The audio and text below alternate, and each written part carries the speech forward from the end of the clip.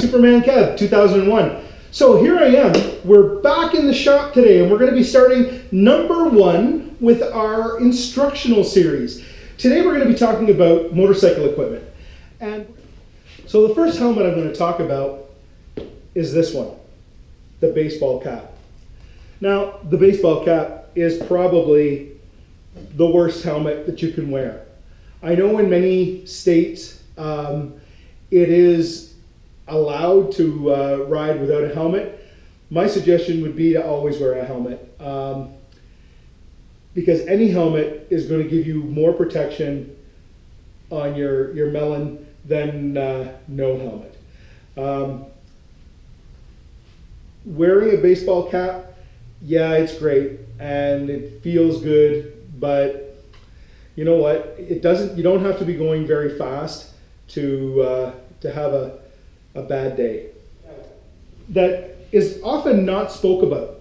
But when you look at a helmet, you ever notice on the bottom of the helmet it has the rubber around the bottom? That's there for a reason. That rubber is where you're supposed to put your helmet. Always put your helmet on the rubber. Don't ever put it this way because you can damage your helmet.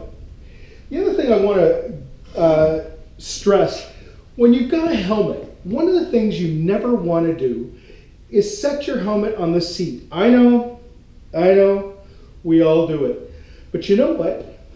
If your helmet drops even from the level of the seat to the ground, you could put some kind of a little micro crack in that helmet and make it possibly not do its job if you would ever get involved in a crash or an accident. So it's really important that you don't do that. I know it's a bad habit you get into, but your bike, the seat is not really for your helmet, it's for your bottom. So put your bottom on it and not your helmet. So when we talk about helmets, we talk about, let's look at these across these 4. Each one of these helmets offers more and more protection. So we'll start off with the one with the least amount of protection. This is what would be called a shorty or a beanie helmet. This helmet, because it doesn't cover your ears and it doesn't come far back on your neck, is probably, in my estimation, one of the most comfortable helmets to wear. It's my preference, this kind of helmet, but it really does offer the least amount of protection when you're looking at these other types of helmets. So, you know, any of these things that I'm showing you, it's all a matter of choice and the amount of risk that you're willing to take, the kind of riding that you do. You know, I never think it's a bad idea to wear all your gear all the time and to wear the best protection that you can all the time. But you know what? Sometimes that's just the way it is. So the next helmet I've got here, this is my three-quarter helmet.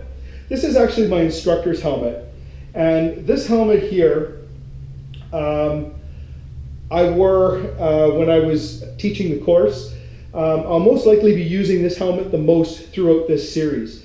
My hope is within the series is I'm going to be doing some riding and such too. So look forward to that. Anyway, so this helmet here offers you a little more protection. It does cover your ears. It does come farther down on the back of your head. So if you were to fall down onto the pavement, it is going to give you a little more protection. This next one here is a modular helmet. And these modular helmets are really handy. And I wore this one for quite some time, and I like it. The advantage of this kind of a helmet is you kind of have the best of both worlds. You've got the ability to wear it like this as a three-quarter, although you do get a little bit of wind buffeting. Or if you stop, to get gas, or if you want to talk to someone, or if you've got you want to take a drink, this is a lot easier. You don't always have to take your helmet off to do all those things. So on a long trip, often this is my helmet of choice because of all those things, and it does afford a little bit more protection. And then lastly, I've got the full face Snell rated helmet. What's the difference between Snell and DOT? Well, DOT is the minimum standard of what you should have to ride a motorcycle. That's what the government says that they want us to wear, is a DOT rated helmet. Snell rated helmet had a more vigorous testing than a DOT helmet. This helmet here is quite light, and it's really comfortable to wear. What I find is the more expensive a helmet that you buy, basically what you're getting is typically it's a lighter helmet, a better fit. Sometimes it's quieter inside, maybe more ventilation, and those are kind of the options should say about helmets. This particular helmet, you know what? I tried on some really expensive helmets to find one because I wanted to have a good full face helmet. The problem being was when I tried on all the helmets, they didn't fit my head properly, and this helmet did. And I think more so than buying a helmet because you think it looks cool is buy a helmet that is going to fit you properly. So you almost have to try them on, and that does put a little bit of a problem if you're trying to buy it online. My suggestion is if you're going to buy a helmet online, what I would do is I would go to the store, try it on, and make sure that that is the helmet that will fit you properly. Because fit and size of helmet, if you look at the helmets that I have here, would you believe I have got a small, medium, and large helmet? And it's all because of the way that they fit. So you never know until you actually get the helmet on your head how that particular helmet fits you. What I want to talk to you about is eye protection. It's really important to wear eye protection. On my bike, I have got a really high windshield. And with the really high windshield, I don't really have that much of an issue. Sometimes I wear a motorcycle helmet with a shield.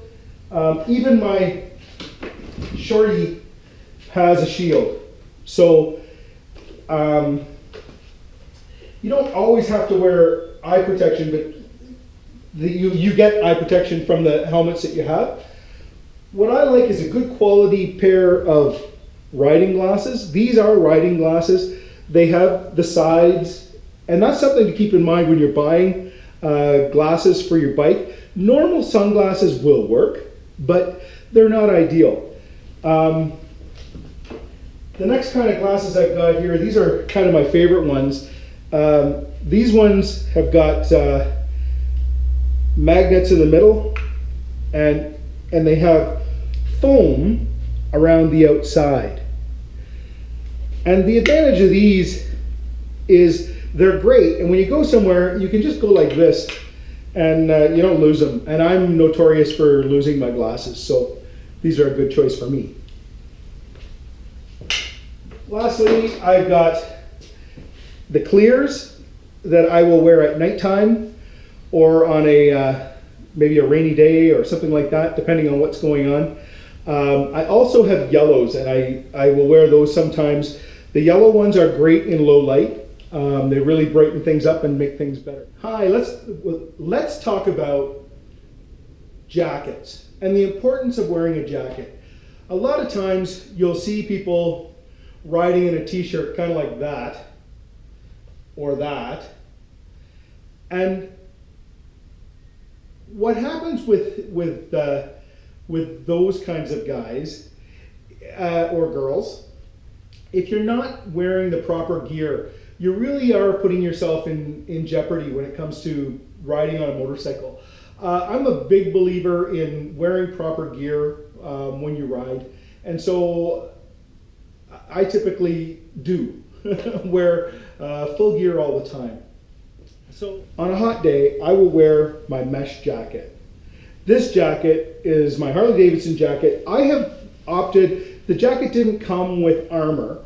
I ordered armor online and it came, and so I've got armor in the shoulders, it had the pockets for it, and armor in the elbows. I do that because, number one, it makes the jacket a little more comfortable, believe it or not. And number two, if something would happen, it just gives you just that much more protection. So mesh jacket on a hot day, why not just wear a t-shirt? I can tell you why. Yeah. 2 reasons. Believe it or not, wearing this mesh jacket on a hot day is actually going to be cooler than wearing a t-shirt. Now you're saying, Kev, you're out of your mind. Let me explain. When you're wearing a t-shirt and you've got a lot of exposed skin, the moisture literally wicks right off of you. And the other thing with wearing a t-shirt, when that t-shirt is flapping like crazy, our brain is quite the thing, and our brain registers all those things, all that flapping.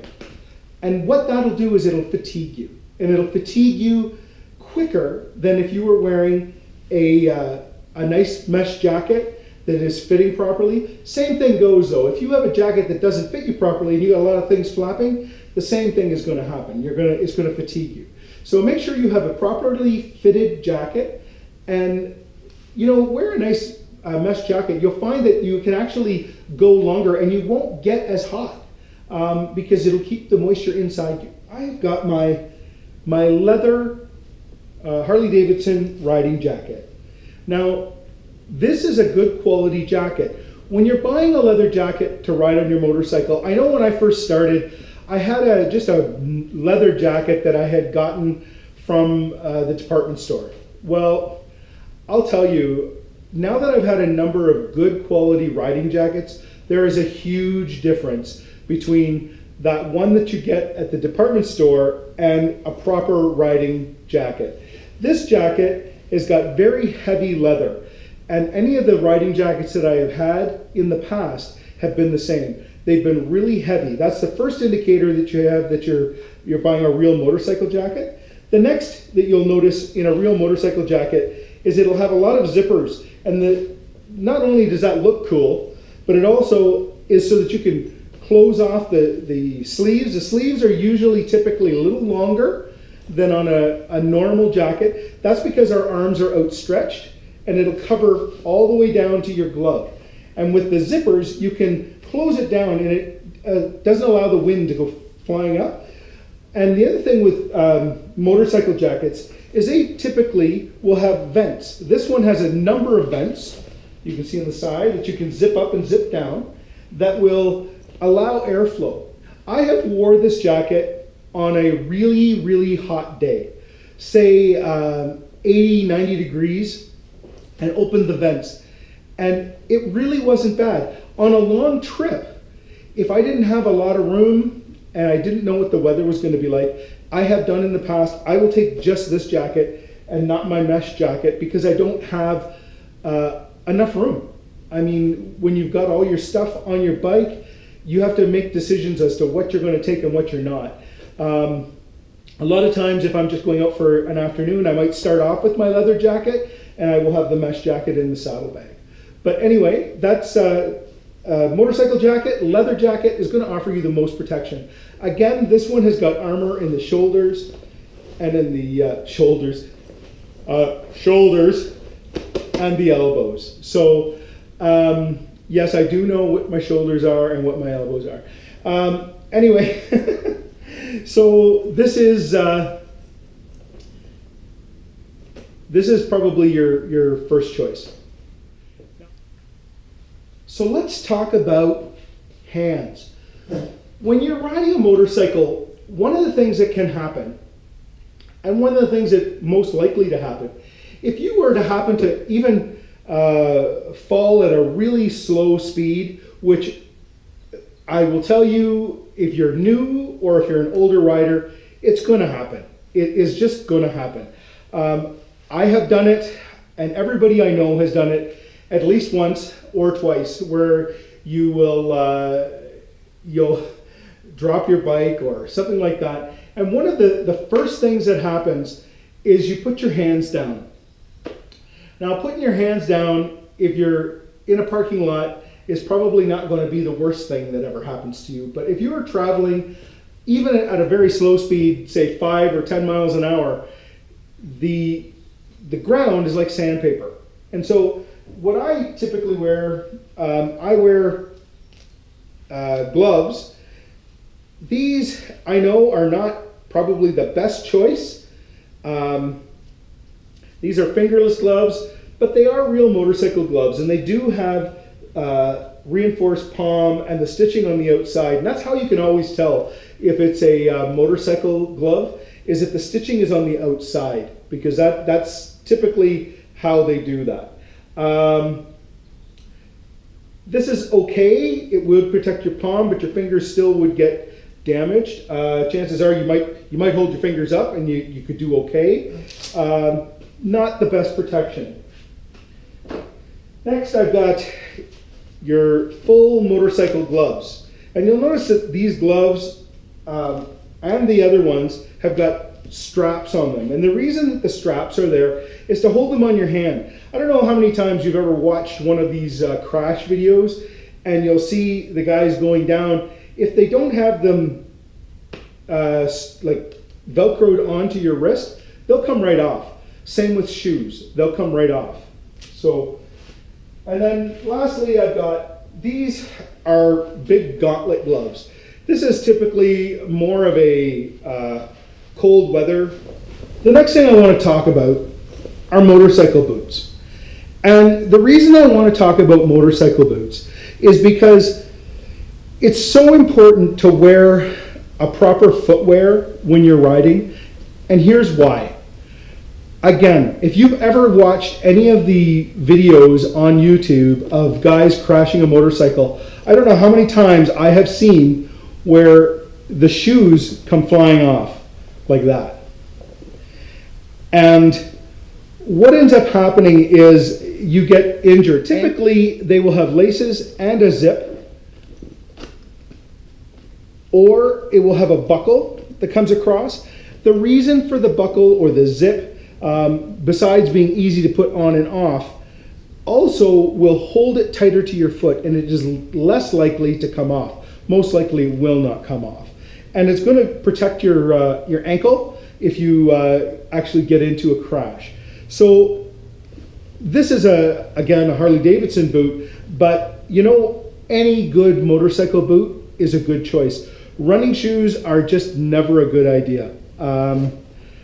I see guys like this guy, or that are wearing less than the best equipment. So you know what? Always wear proper motorcycle gear when you're riding. Well, I hope you enjoyed this episode. This is the first of many.